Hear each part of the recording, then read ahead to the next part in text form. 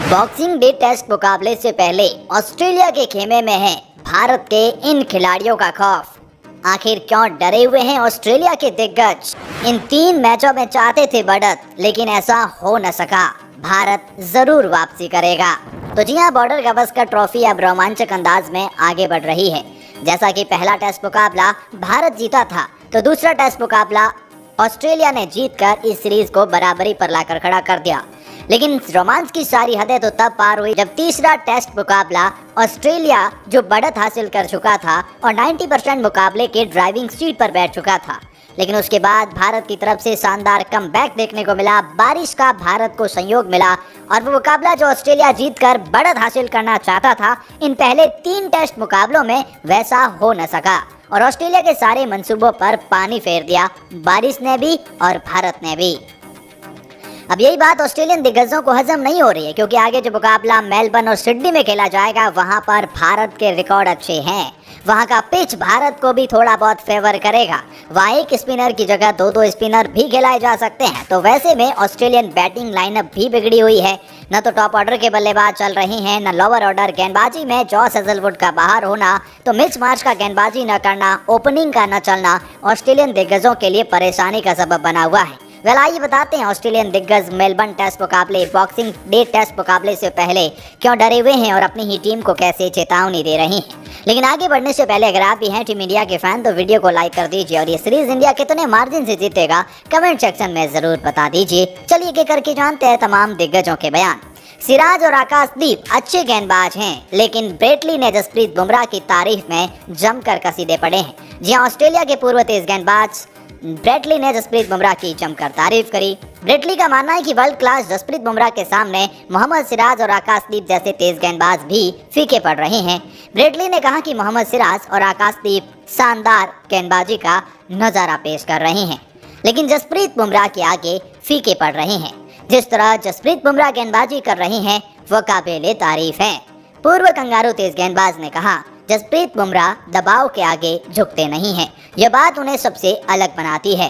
Fox sports से बातचीत के दौरान ब्रेटली ने कहा, जसप्रीत बुमराह वर्ल्ड क्लास गेंदबाज हैं, लेकिन इस समय दुर्भाग्य में मोहम्मद शमी टीम इंडिया का हिस्सा नहीं है। हालांकि मुझे लगता है कि मोहम्मद सिराज शानदार गेंदबाजी कर रहे हैं और अपना 100% दे रहे हैं।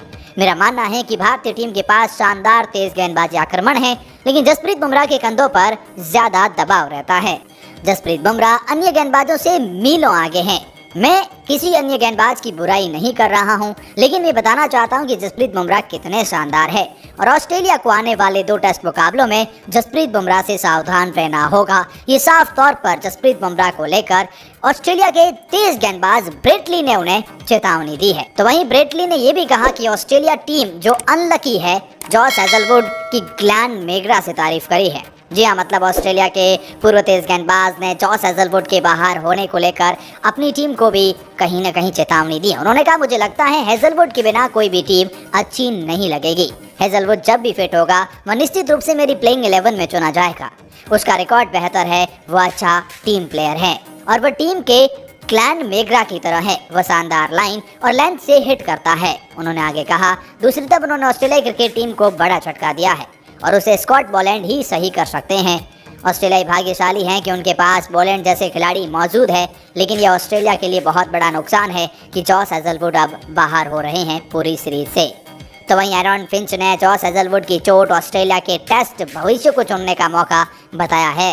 जी हाँ, ऑस्ट्रेलिया के पूर्व कप्तान एरॉन फिंच, उन्होंने कहा कि हेजलवुड के साथ वह सबसे अधिक नियमित रूप से चोटिल रहे हैं, इसलिए एक वास्तविक चिंता है। फिंच ने ESPN around the wicket show में कहा, हर कोई जानता है कि वो ऑस्ट्रेलिया की सर्वश्रेष्ठ 3 गेंदबाजों में से एक हैं।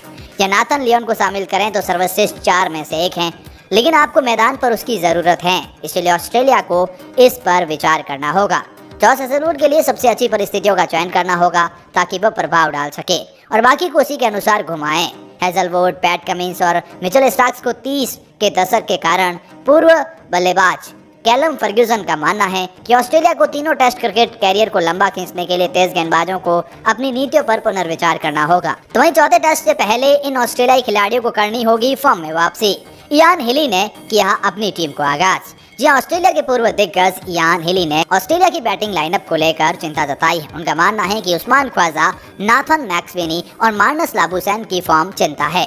उन्होंने कहा कि मुझे नहीं लगता कि ऑस्ट्रेलिया मेलबर्न टेस्ट से पहले उन पर किसी तरह का दबाव बनाएगा, लेकिन वे फॉर्म में नहीं है। वे गंभीर रूप से फॉर्म से बाहर हैं। सलामी बल्लेबाज उस्मान ख्वाजा और नाथन मैक्सवेनी और तीसरे नंबर के बल्लेबाज मार्नस लाबुशैन रन बनाने के लिए संघर्ष कर रहे हैं। इस दौरान इयान हिली ने ऑस्ट्रेलियाई टीम चयन समिति के अध्यक्ष पर भी निशाना साधा। उन्होंने कहा कि चयन समिति के अध्यक्ष से पूछा जाना चाहिए कि क्या ये तीनों बल्लेबाज फॉर्म में वापसी कर सकते हैं।